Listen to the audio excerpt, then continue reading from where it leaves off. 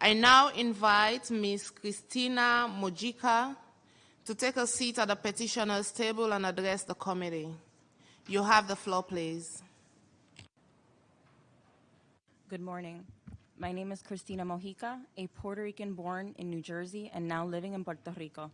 I am a collaborator of a national advocacy organization, Boricuas, Unidos, en la Diáspora, a group of displaced Puerto Ricans in the U.S. and around the world who have come together to eradicate colonialism and to advocate for a fair, prosperous, and free Puerto Rico.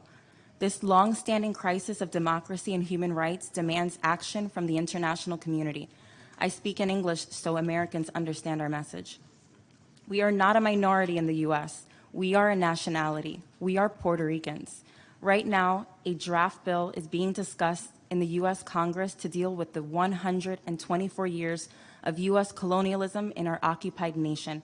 We welcome its presentation and an open and transparent discussion. But the bill in its current form does not comply with the minimum requirements of international law and shows overreach from the U.S. in what it dictates, especially for independence.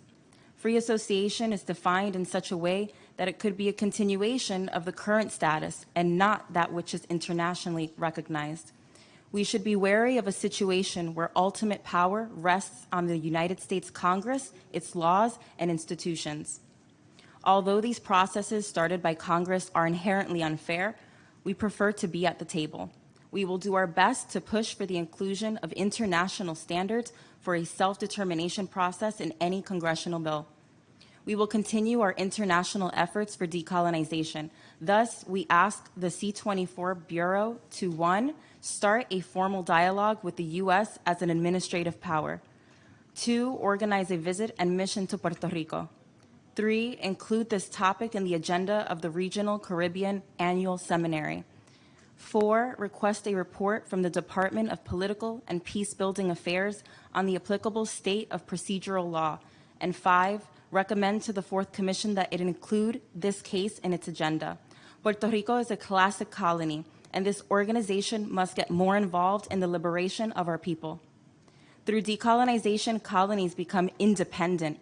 Those who favor absorption into the oppressing country are for colonization, not against it. Statehooders who are here today will say anything to preserve the privileges of a few. Similar to colonial elites in Africa and Asia when they decolonized from European powers in the 20th century. Thank you.